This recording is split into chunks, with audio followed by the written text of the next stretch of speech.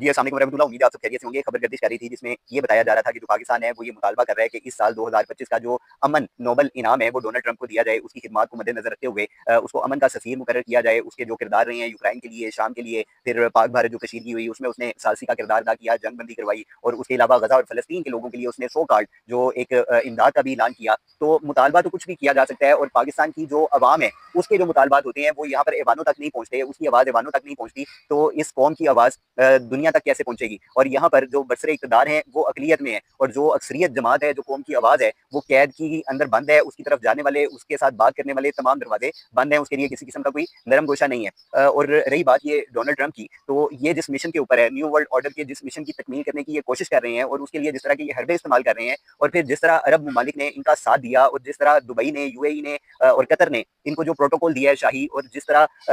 पैसों की और मुआहिदों की ऐसी एक बारिश की गई है इनके दरमियान ममालिक के, जो जितने तय पाए हैं, तो ठीक उसी वक्त जब ये मुआहदे कर रहे हैं, जिस वक्त ये अपनी दोस्तियां पूरी दुनिया को दिखा रहे हैं, ठीक उसी वक्त वहां पर गजा में मौजूद जो पनाह गुज़ीन है, जो कैंपों के अंदर अपनी जिंदगी गुजार रहे हैं, जो खुराक के लिए तरस रहे हैं, जो पानी के लिए तरस रहे हैं, उनके ऊपर दोबारा से मिसाइल भी दागे जाते हैं, उनको दोबारा से शहीद भी किया जाता है। और ये क्लियर आवाज दी जाती है इसराइल की जानिब से कि अब भी जो लोग गजा को खाली नहीं करते या यहाँ से शिफ्ट नहीं होते, तो अब जो ऑपरेशन किया जाएगा उसमें मुकम्मल तौर पर इनका सफाया कर दिया जाएगा। तो अगर देखा जाए तो जो न्यू वर्ल्ड ऑर्डर का ये जो मिशन था, उसकी तकमील ये लोग कर चुके हैं। वो डोनाल्ड ट्रंप ने जो अपना ये खुलीजी ममालिक का दौरा किया और जिस तरह उसने पूरी दुनिया के मुसलमानों की आंखों में धूल झोंकी और एक दोस्तियों के जो दावेदार बने बैठे हैं, जबकि कुरान के ये वादा अहकामात हैं कि जो यहूद नसारा हैं वो तुम्हारे दोस्त नहीं हो सकते, और इसके बावजूद ये सारी जितनी खुशनुदियाँ और दोस्तियाँ और भाईचारे की जो एक शक्ल दिखाई गई हमें ये चंद दिन पहले इस दौरे के अंदर, तो वो एक मिशन का हिस्सा था और वो भरपूर तरीके से उन्होंने उस मिशन में कामयाबी हासिल की। अमेरिका ने अपना जितना बजट इसराइल के दिफा में खर्च किया उससे कहीं ज्यादा डोनाल्ड ट्रंप अपने इस दौरे के अंदर समेट कर वापस ले गया, और ट्रिलियंस डॉलर्स के जो मनसूबे हैं वो इन ममालिक के दरमियान हो चुके हैं। और वहाँ जो गजा और फलस्तीन के लोग हैं, उनकी जो नस्ल कशी है, जो वो मुतवातर उसी तरह जारी है, उसमें किसी किस्म का कोई फर्क नहीं आया। तो ऐसी सारी सूरत हाल में बेशक हम सब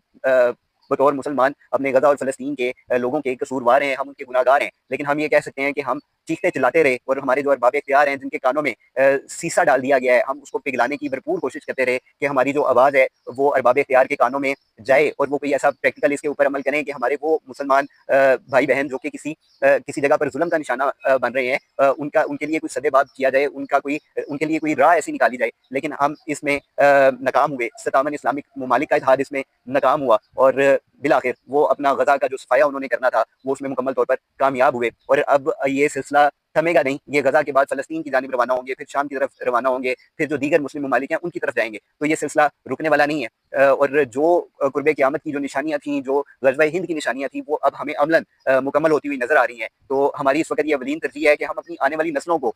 ये सारी सूरत हाल से उनको आगाह करें, उनको बताएं, उनको मस्जिद अक्सा का बताएं, उनको किबला अव्वल का बताएं और उसकी फजीलत का बताएं कि ये मुसलमानों के लिए किस दर्जा अहमियत रखती है। और इस मुल्क को, इस उम्मत मुस्लिमा को इस वक्त एक ऐसे हुक्मरान की, एक ऐसे लीडर की जरूरत है जो सदाम हुसैन के जैसा हो, जो उस जैसा ललकारने वाला हो, जिसने ये कहा था कि मैं इसराइल का आधा हिस्सा तबाह करूंगा, और उसने ऐसा किया भी। और उसको भी उसी साजिश का निशाना बनाया गया जो उम्मत मुस्लिमा के उन लीडरान को बनाया जाता है जो इनके मिशन में किसी किस्म की रुकावट का बायस बनते हैं। अल्लाह रब्बुल इज़्ज़त तमाम उम्मत मुस्लिमा को ये हदायत दे और उनकी ये जुबानें खुल सकें कि जो जुल्म और बर्बरियत, जो दहशतगर्दी पूरी दुनिया के सामने की गई है, उसकी मिसाल तारीख में कहीं नहीं मिलेगी।